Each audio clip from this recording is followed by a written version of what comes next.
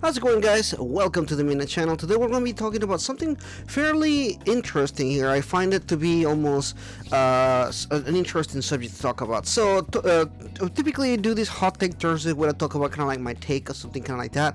Today we're actually going to be focusing on the criticism of Persona 5 Strikers from a lot of people that I've seen, like his reviews or YouTube videos or just comments in general that I've seen from some people, and we're just going to kind of talk about different examples of different thoughts they said, and I look at whether this criticism is actually a valid criticism that I can agree on, or whether I disagree but I can still where they're coming from. So let's go ahead and jump right into the video here. So first, the game has really one an interesting thing, right? The game is a different take on the genre of like a RPG from a Persona perspective. This is truly the first hack and slash RPG that we get, and some people do mention that this game feels button smashing. Now I can see where a lot of people can see that, because in the first few hours it does feel button smashing, but by the time that you get to the first boss battle, you realize you do have to actually get some kind of strategy. In fact, a lot of people that I've seen comment on my videos have commented that I struggle particularly with the first boss battle, and I personally feel like this happens not because the game is hard, but because you haven't learned the mechanics of the game or the combos and that kind of stuff. And the game actually does encourage you to learn combos as you go. They call them master arts and that kind of stuff, and while they're not necessarily super deep cut, I do feel like the game does have a strategy that you can definitely follow. Now of course, like any game, you can definitely get away with it if you button smash a combo, particularly whether it's a fighting game. I've seen this a lot of times when I fight with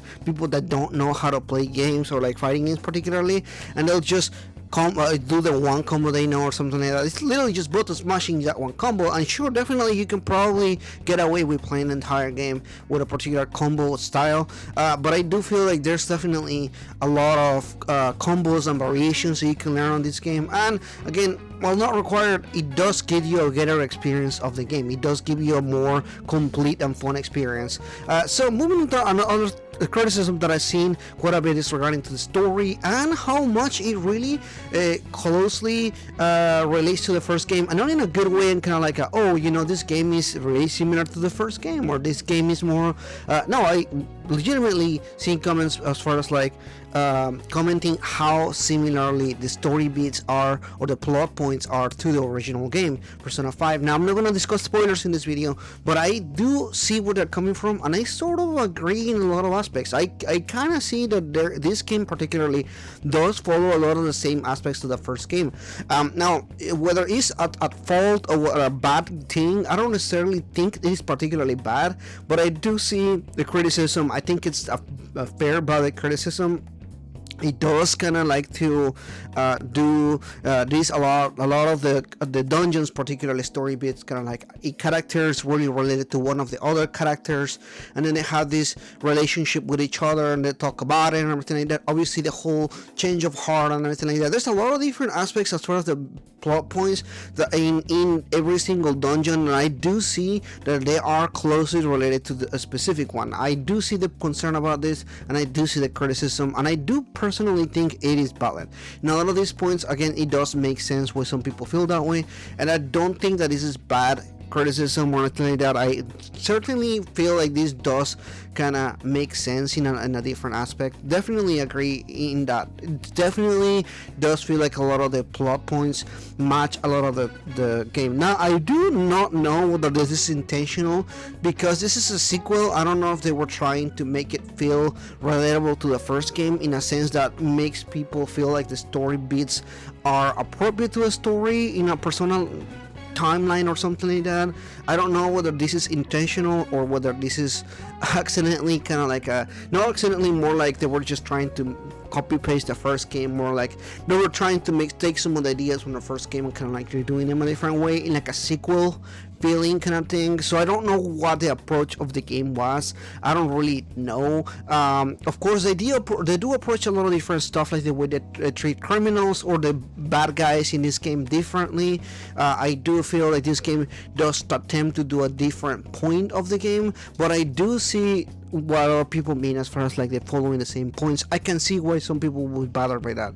So some of the other criticisms that I see in the game does go around the different characters and the lack of or with the character development. Now this was a little bit tricky because Persona games have sometimes and a lot of times really relied a lot on what it is the social link or the confident aspects of the game to do or offer what is known typically as character development.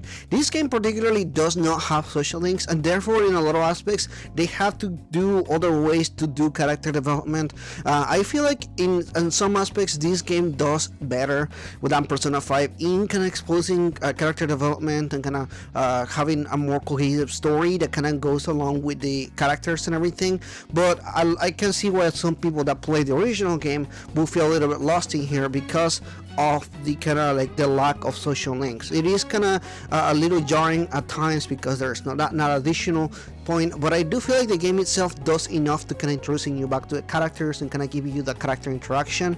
Is it lacking in some aspects? Sure, I can see that, and maybe your favorite character didn't get as much exposition or as much development as you would have, but I feel like overall the characters did get fairly enough screen time. They did get kind of like every character does get enough to kind of get along with the other characters and have their own little fun and everything like that. So I don't necessarily think that this is a bad thing. Like I feel like they had enough interaction with each other to kind of have their own happiness or their own development in this game or something like that. I still enjoy that, but I see why some people will kind of see the lack of social link as a bad aspect of it, but I still enjoyed it myself. I didn't feel like it needed the social links. Again, I do see a more emphasis on the story and the development throughout the story, and I actually quite enjoyed that quite a bit. So another criticism that I see is the pacing in this game. However, I don't think this game has bad pacing. I feel like this game is really more cohesive than the Persona 5 or Persona 5 Strikers. Actually, in a lot of aspects, I do see that this game does have a I wouldn't say necessarily better writing. It does have a more cohesive story, and it does have a more better pacing in certain scenes where a lot of the aspects just kind of feel more natural from place to place and everything. But I will say, and I've seen this as well, is some people did feel like the first dungeon or the first like few hours of the game were unnecessarily long, and I do see that quite often in the Persona games, where a lot of the Persona games, especially like 3, 4, and 5, do kind of tend to take a long time to develop a kind of like exposition, and it's not necessarily like it's good exposition.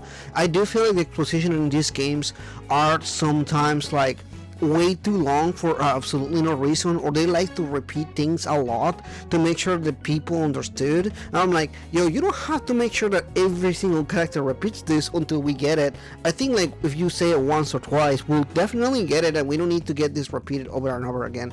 I do think that this is a fault of overall all the Persona games. This particular game does kind of expose that a little bit, especially because a lot of the plot points are really similar from the first game, so it does kind of makes it more apparent, I guess, that they are really just doing the same thing, and a lot of times like repeating the same thing over and over again. And I'm like, why are you repeating this? We understand. We can move on from this conversation and kind of do something else. It is okay to move on with the story and everything. So I do see that criticism as well. I totally understand that point, and I just want to kind of see where we take from here. I definitely enjoyed this game. I definitely enjoyed a lot of characters, but again, I do see a lot of the criticism is valid. I do think a lot of the aspects could have been better. And even when I did my review originally, I did give the game a story of an 8 out of 10, and I gave the game overall a 9 out of 10. I still sit by that. I still really enjoy the game, and I don't think it's anything wrong with grabbing a game that you enjoyed and dissecting it and looking at things that could have done better. I don't think there is absolutely nothing wrong with doing that, and you should definitely do this with more games as well.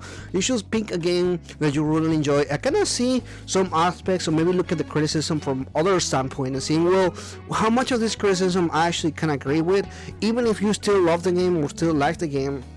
you can still agree at some points, or some things that the game didn't really make sense, or some things that you've kind of felt that the game could have done different. Those are definitely good points. Those are definitely things that people should do more often, because it will help you kind of in a lot of sense, just kind of learn better of these games. Anyway, thank you so much for watching this video. Please consider liking and subscribing, and I'll see you guys next time.